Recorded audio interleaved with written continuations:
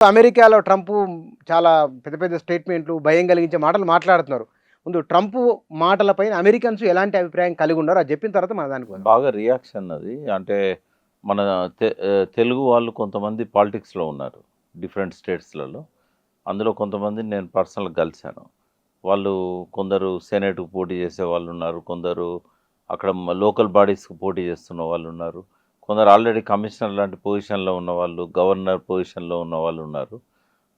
ఎక్కువ మంది రిపబ్లిక్ పార్టీలోనే ఉన్నారు ఈ మన తెలుగు వాళ్ళు.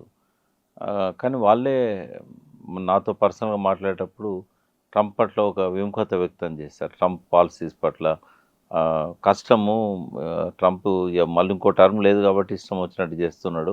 కానీ పార్టీకి బాగా డ్యామేజ్ అవుతుందనే అభిప్రాయాన్ని వాళ్ళు వ్యక్తం చేశారు. అండ్ అమెరికాలో ఎవరు కూడా ఈ యుద్ధోన్మాద చర్యల్ని వెల్కమ్ చేయట్లేదు. పెద్ద పెద్ద ప్రొటెస్టులు కూడా అవుతున్నాయి అక్కడక్కడ.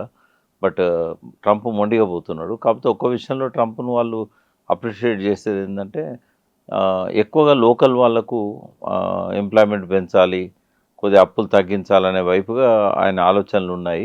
బట్ ఈ యుద్ధం అనేది అప్పులు పెంచుతది, అప్పులు తగ్గించదు.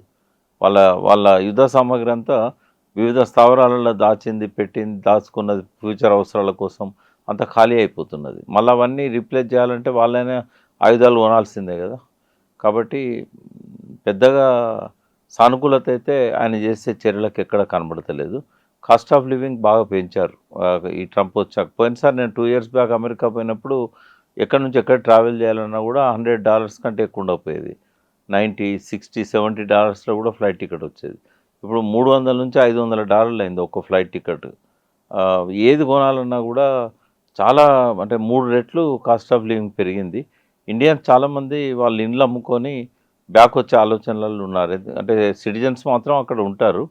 బట్ ఎవరైతే ఈ వీసా ఇష్యూస్ ఉన్న వాళ్ళు ఉన్నారో, తండ్రి చనిపోతే కూడా ఇక్కడ వాళ్ళు వచ్చే అవకాశం లేదు. చాలామంది బంధువులతోనే ఫ్యూనరల్ చేయిస్తున్న పరిస్థితి ఉన్నదన్నట్టు.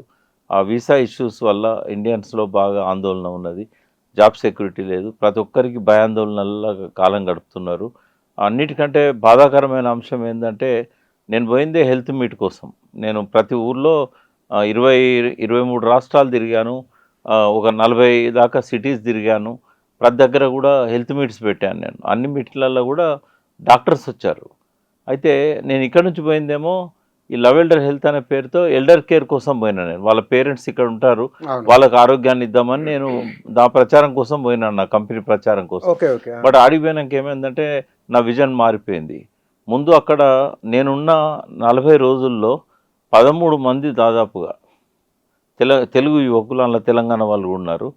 40 ఏళ్ల లోపే వాళ్ళు చనిపోతున్నారు. 30 ఏండ్లు, 32 ఏండ్లు, 35 ఏండ్లు కొత్తగా పెళ్లి చేసుకున్న యువకుడు కూడా కాపురానికి భార్యను తీసుకొచ్చిండు. మూడో రోజు చనిపోయాడు. ఏది కారణం? అది ఇక్కడ ఏమైందంటే స్ట్రెస్ విపరీతంగా అయింది, జాబ్ స్ట్రెస్. ఓహ్! ఇది ట్రంప్ చేసే పాలసీల వల్లనే వచ్చింది అది. అంటే ట్రంప్ గురించి మీరు అడిగారు కాబట్టి నేను దానికి రిలేట్ చేశాను. అంటే విపరీతమైన స్ట్రెస్ వస్తుంది. ఆ స్ట్రెస్‌తో పాటు వాళ్ళకు కొంత కరోనరీ ఆర్టరీ కాల్సిఫికేషన్ అని చెప్పి అందరూ ఏందంటే కొలెస్ట్రాల్ బ్లాక్స్ ఉన్నాయేమో అని చూస్తారు. లిపిడ్ ప్రొఫైల్ టెస్టులు, 2D ఈకో టెస్టులు అవి చేయించుకుంటే కొలెస్ట్రాల్ ఉంటే అది బయటకు వస్తది. కానీ అక్కడ జరుగుతున్నది ఏందంటే కాల్షియం బ్లాక్స్ ఏర్పడుతున్నాయి ఆర్టరీస్‌లల్ల. కాల్షియం అంతా అంచులోకి పట్టుకొని రక్తనాళాలల్ల వాళ్ళకి శ్వాస ఆడక చనిపోతున్నారు. సడన్ షాక్ తోని చనిపోతున్నారు.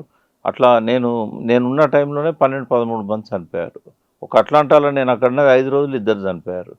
అంటే మన తెలుగు వాళ్ళే ఇంత అంటే ఇంకా అక్కడ వాళ్ళు ఎంతమంది ఇండియన్స్ చనిపోతున్నారో తెలవదు. ఎందుకంటే అక్కడున్నప్పుడే నాగేశ్వరరెడ్డి వచ్చాడు మన ఏఐజీ. ఆయనకు లైఫ్ టైమ్ అవార్డు ఇచ్చారు, achievement award. Telangana Telugu association వాళ్ళు ఇచ్చినప్పుడు నేను అడిగాను, ఎందుకు వస్తున్నారు సార్ ఇక్కడ ఈ ప్రాబ్లం అంటే, ఏసియా ఖండంలో ఉన్న వాళ్ళు చాలామంది కాల్షియం ప్రాబ్లంతోని ఈ హార్ట్ అటాక్స్‌కి గురవుతుంటారు. ఇక్కడ అమెరికన్స్‌కి అది తక్కువ ఉంటుంది, మన వాళ్ళకి ఎక్కువ ఉంటుందని చెప్పాడు ఆయన. ఈ కాల్షియం అనేది అబ్జార్బ్ అయితలేదు వాళ్ళకు. డి విటమిన్ లోపం కావచ్చు, మెగ్నీషియం లోపం కావచ్చు, విటమిన్స్ ఏం వాడాలనో అవగాహన లేక కంపెనీ వాల్మార్ట్, కాస్ట్కో పోయి తెచ్చుకొని చనిపోతున్నారు. అదే వాళ్ళని పట్టించుకునే వాళ్ళు లేరు. చనిపోతే శవాలను వీలైనంత వరకు అక్కడనే ఫ్యూనరల్ చేస్తున్నారు.